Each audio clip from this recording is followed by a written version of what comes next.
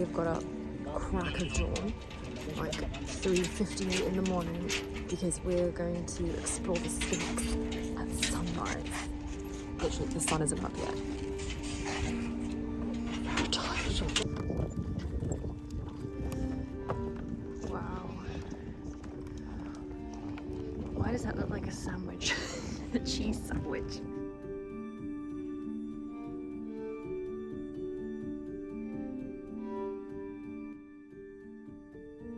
I've always been absolutely fascinated by the Sphinx, so I wanted to go and check it out for myself and see what is lore, what is fact, and what mysteries are really at the Sphinx.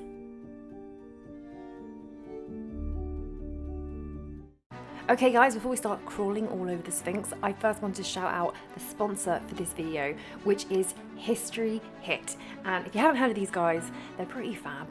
They are like an online streaming service that is entirely history content. It's like Netflix, but for history.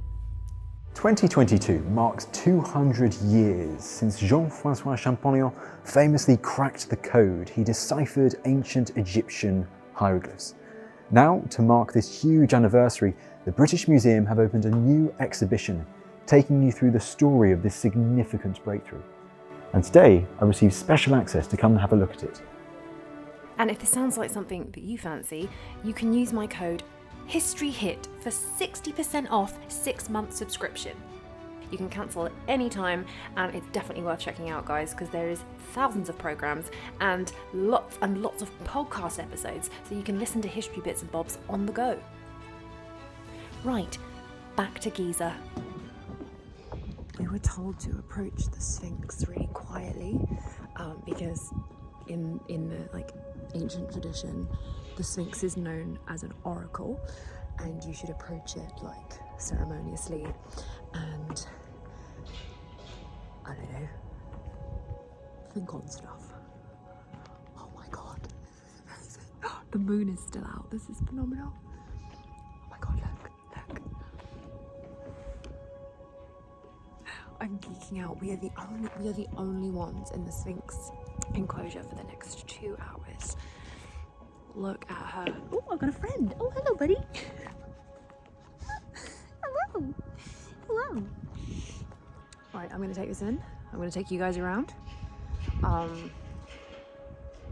can't believe I'm this close to the Sphinx. Look at that. Okay, while I'm here, while I've got it on my own, I'm running off and I'm looking for entrances. Come on. Okay, I think I'm definitely at the butt of the Sphinx. I'm at the tail of the Sphinx. Okay, so now we're around the back. Let's look at the butt and see if there's... Oh my god. Oh, we found one. Okay. Here is a butt entrance. This is at the very butt of the Sphinx. Let's see if we can go inside. Okay. I can't see in there. Damn. Oh, my flashlight. Okay. Don't drop the flashlight. I can't get my camera in there. I can't get my camera in there. Okay. Where does that go? How far does it go? And why is there a... I can't see.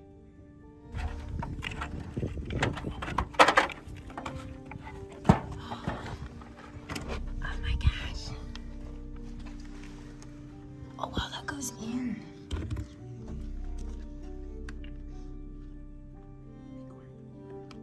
Where does it go? Does it just go that far? Does it only go that far? No, we'll talk about it when we go all the way around. It's a bifurcated shaft. It goes deep into the Sphinx. It goes up and it goes down, and there's an important piece of geological evidence in there. I've, off record, I've been in there before. We don't want to spend too much time here.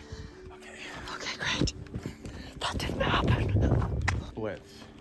It's a bifurcated shaft. Well, I'm going to talk about it on a tour because there is an important piece of geological evidence inside that would suggest the Sphinx is much older. To clarify simply what is in the butt of the Sphinx, if you enter the tunnel through the bum, and you go up. The tunnel splits into two, and one way it just ends in a sort of natural end in the rock, and if you go the other way, the tunnel is cemented. You can't go any further. Why would you cement it up? But also, what's interesting is from inside this very specific tunnel, you can see a bit of geological evidence, potentially for dating the Sphinx. The erosion that has happened to the original bottom layer of the Sphinx, the bottom membrane of the Sphinx, which is supposed to be incredibly hard stone. So you've got hard stone on the head, soft stone in the middle, and hard stone at the bottom. And you can literally see where the Old Kingdom and Old Kingdom block has been placed to repair the shape of the Sphinx. You can see that from the inside. Why is this interesting? Because we have records of the Sphinx being repaired in the Old Kingdom. It was supposed to have been carved in the Old Kingdom, and there is a discrepancy on how long does it take for the Sphinx to erode that badly that it needs to be repaired kind of immediately. That throw a big problem, a big question mark in the Sphinx timeline. And so now the Egyptologists say that, oh no, it was probably a new kingdom repair, but just using 1,000-year-old Old Kingdom bricks. That's how you get around that one. I mean, possibly that could be happening. You could recycle old blocks, but we have it's also written that there was Sphinx repairs in the Old Kingdom. Anyway, it's an interesting little bit of evidence that's inside the Sphinx, and we would never know it was there. It was only because a local man in the 80s pointed out he remembered 57 years ago, he remembered seeing an entrance in the back of the Sphinx, and he told the authorities about it. And when they removed an old block that had been mortared in place, bang, they found a tunnel. So it makes you think, how many other entrances, cavities, crawly holes, how many things are all over this place that we don't know about because simply we don't have the person to point out the right block to move. Blows my mind. Okay, initial thoughts. The Sphinx is obviously quite well repaired, but oh hey little dog. But the enclosure that the Sphinx is actually in, this stuff looks old, like weathered, so weathered, which is crazy because obviously the Sphinx was supposed to be covered in sand for the majority of the time that it's ever been constructed. I know, buddy. Whoa, it's so exciting, this little dog. So, yeah, God, this looks old. I mean, I'm no geologist, but it looks like it's been weathered. You know what I mean? Ooh, another hole. Nope, false alarm. On the ground, it's really clear to see the different stages of repair work that's been done. Obviously there's the super modern stuff at the bottom here, which is brand new, and then you can see the older bricks, and then at the top you can see where it's the old stone, the same stone that's on the opposite side of the bank, so the original carving.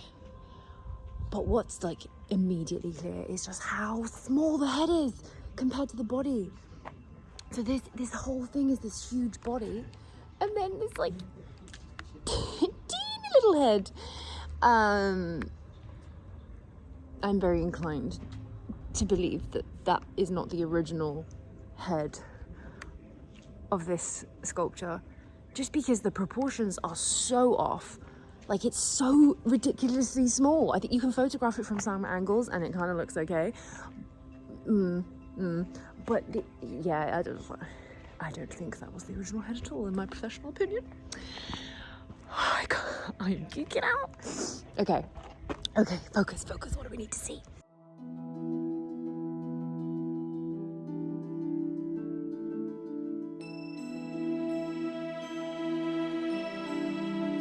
In the interest of fairness, full disclosure, this is not water erosion. Even though they're covering up the evidence, this is not water erosion. This is part of what's called the Great Fissure. This is a natural defect in the plateau, and it goes from here, and there's a line that goes right through the back of the Sphinx onto the other side. I'll point out the other side of this defect. On the other side of the Sphinx, and in fact, Dr. Robert Schock and Dr. Manu Saifzadeh wrote an academic paper about how they believe that this inspired, there was actually some of the first hieroglyphic language. I'm just quickly going to try and regurgitate what I'm learning here to let you guys know. So, the best way in my brain that I can understand the geology of the Sphinx is that it's made up of 3 membranes, 3 different parts. There's different like slices of cake that make up the Sphinx, and the top layer, the head, is the hardest layer of stone. It's the toughest layer of stone, and it's the most it's eroded because it was kind of the only thing that was sticking out from the sand for thousands of years.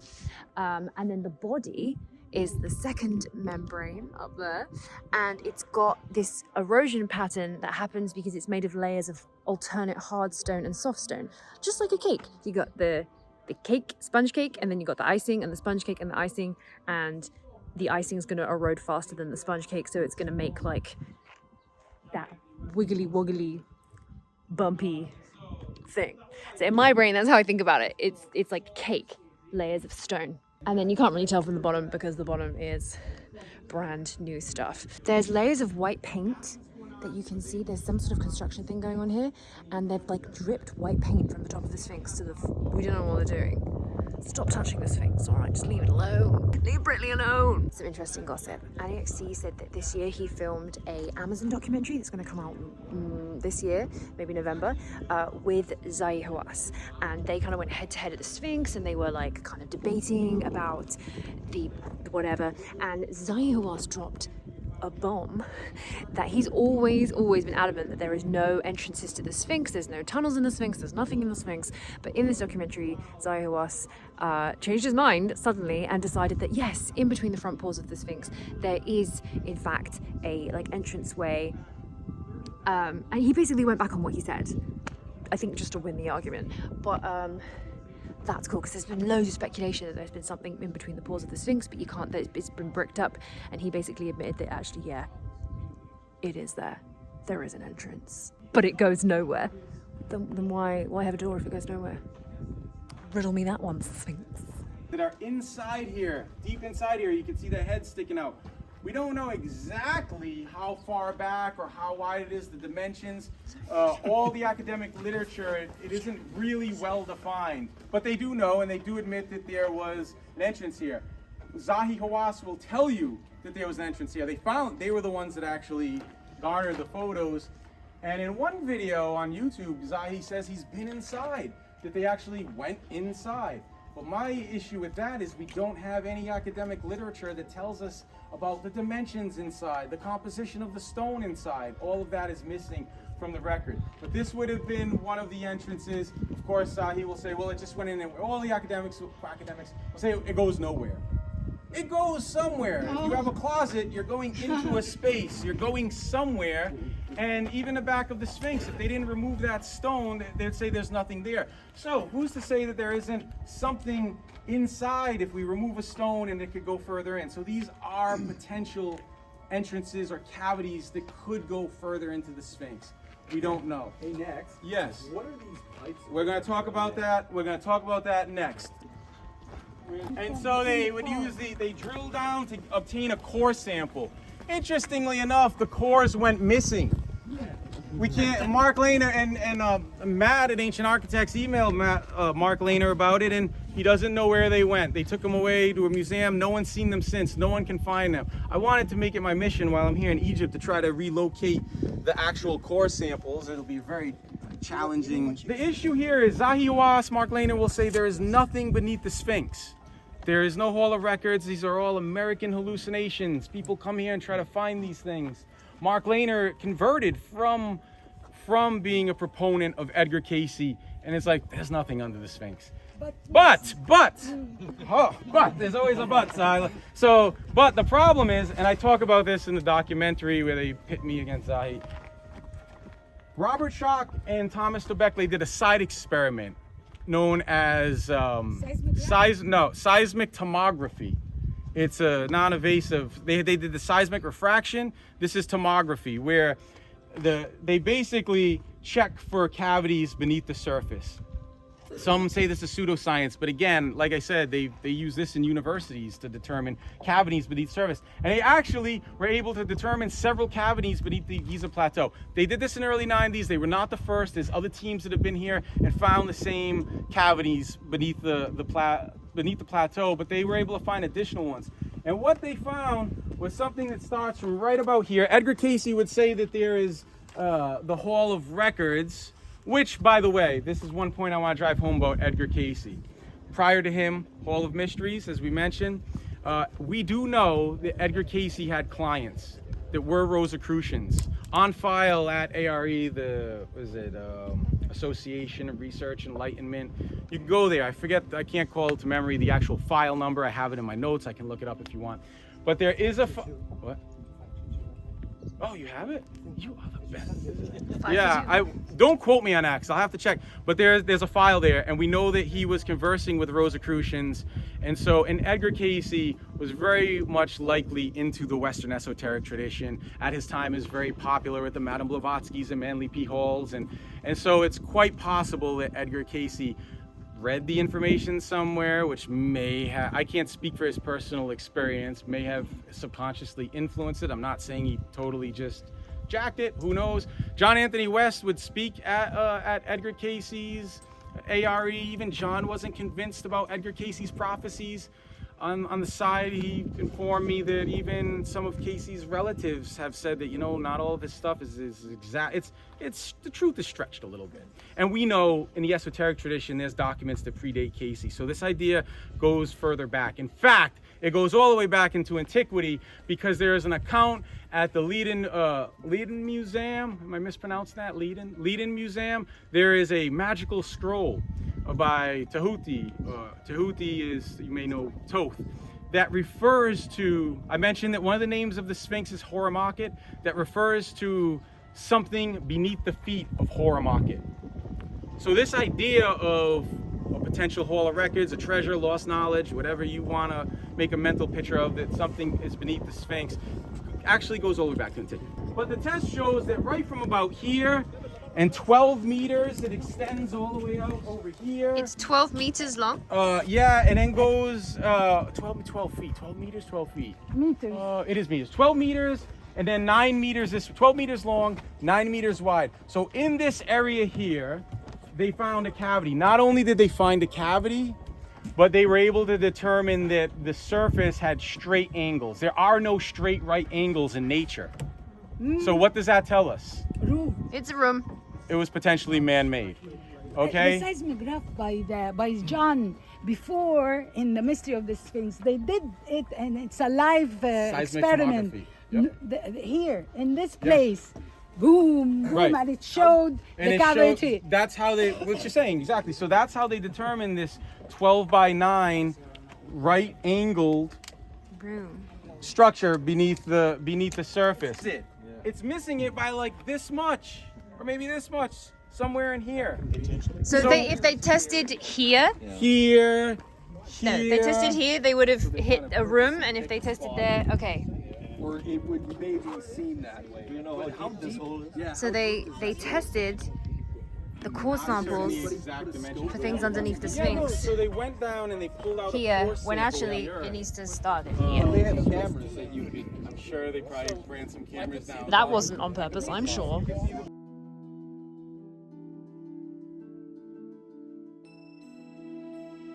So in recent years, a survey team were drilling in and around the Sphinx enclosure, testing the water table to see how quickly the Sphinx is sinking in water.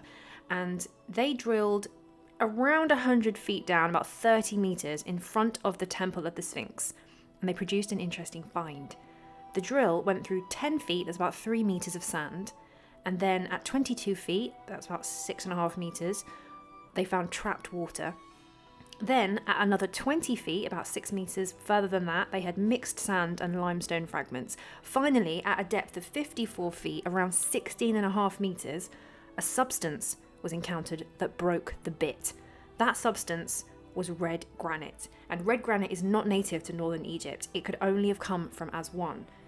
So this block of granite that is somehow 16 meters under the front of the Sphinx temple broke the drill and confused everybody about why it's there.